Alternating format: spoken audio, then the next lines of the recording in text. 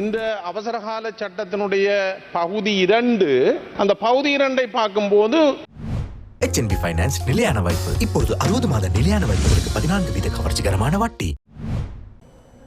இந்த அவசரகால சட்டத்தினுடைய பகுதி 2 அந்த பகுதி 2ஐ பார்க்கும்போது PTA prevention of terrorism act கூட பயங்கரவாத தடை சட்டம் கூட இந்த சட்டத்திலே உள்ளடக்கப்பட்டிருக்கிறது. இந்த பயங்கரவாத தடை சட்டத்தை உள்ளடக்கி இருக்கிற இந்த அவசரகால சட்டத்தை இந்த அரசாங்கமும் ஏதோ ஒரு தேவைக்காக பயன்படுத்த நினைக்கின்றதா என்ற சந்தேகம் எங்களுக்கு வருவதிலே நீங்கள் அதை ஏற்றுக்கொள்ள வேண்டிய சூழல் உங்களுக்கு இருக்கிறது. ஏனென்றால் நாங்கள் பாதிக்கப்பட்ட தரப்பு என்ற வகையிலே நாங்கள் இந்த அவசரகால சட்டத்தை எதிர்க்கிறோம். ஒரு நியாயத்திற்காக ஒரு நீதிக்காக போராடுகின்ற பொழுது இந்த சட்டங்களை அந்த விடயங்களுக்கு பயன்படுத்தி எங்களது மக்களின் நியாயமான கோரிக்கையை மறக்கின்ற ஒரு செயற்பாடாக இது அமையும். உண்மையாக இந்த அரசு பல விடயங்களை நல்ல விடயங்களை செய்திருக்கின்றது. அந்த வகையில் இந்த அரசை நாங்கள் பாராட்ட வேண்டும். ஆனால் இந்த பயங்கரவாத தடுப்பு சட்டம் என்பது எங்களது நாட்டுக்கும் எங்களது மக்களுக்கும் அநீதியை இழைக்கின்ற ஒரு சட்டமாக இருக்கின்றது. இதனை நீக்குவதற்கான அனைத்து வழிகளையும் நீங்கள் மேற்கொள்ள வேண்டும். சட்டத்தின் பிரகாரம் கொண்டு வரப்படுகின்ற இந்த தீர்மானத்தை நாங்கள் எதிர்க்கிறோம்.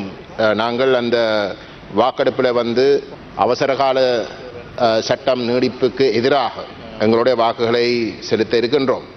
அதை எதிர்க்க ஓணும் என்றதை பற்றி நான் நினைக்கிறேன். தமிழருடைய வரலாற்றை எடுத்து பார்த்தால் நாங்கள் புதுசாக ஒன்றும் இங்கு பதிவு செய்ய தேவையில்லை.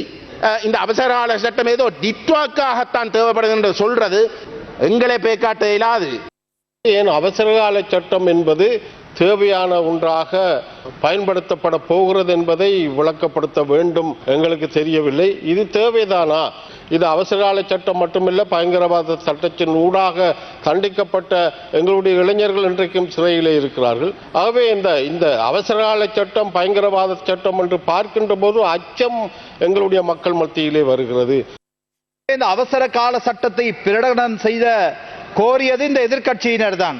எனவே இன்று எதிர்க்கட்சியில் இருப்பவர்கள் தாங்கள் செய்த பிழைகள், தாங்கள் செய்த கொலைகள், தாங்கள் செய்த ஊழல்கள், தாங்கள் செய்த மக்கள் விரோத செயல்பாடுகளுக்கு இன்று நீதியின் முன்பு அவர்கள் செல்ல வேண்டிய நிலை ஏற்பட்டுள்ளதால் இன்று அவர்களுக்கு ஒரு அச்சம் ஏற்பட்டிருக்கிறது. கடந்த 53 நாட்களில் இந்த அவசர கால சட்டத்தை பயன்படுத்தி எங்களுடைய அரசாங்கம் ஒரு சிறிய தவறேனும் செய்திருக்கிறதா? இனவாதத்தை பேசிக்கொண்டு மீண்டும் இந்த நாட்டிலே தமிழ் சிங்கள முஸ்லிம் மக்களை பிரிக்கின்ற செயல்பாடுகளே ஈடுபடுகின்றார்கள். இந்த பாராளுமன்றத்திலே சில கூலிகள் இன்று பாராளுமன்றத்தில் இருக்கிறார்கள். அவர்கள் வெளிநாட்டினுடைய நிகழ்ச்சி நிலைக்கு ஏற்றவாறு இங்கு உரையாற்றிக் கொண்டிருக்கிறார்கள். எனவே இந்த கூலிகளுக்கு அடுத்த தேர்தலிலே மக்கள் சரியான பாடத்தை கற்பிப்பார்கள் என்பதையும் நாங்கள் கூறிக்கொள்ள விரும்புகிறோம்.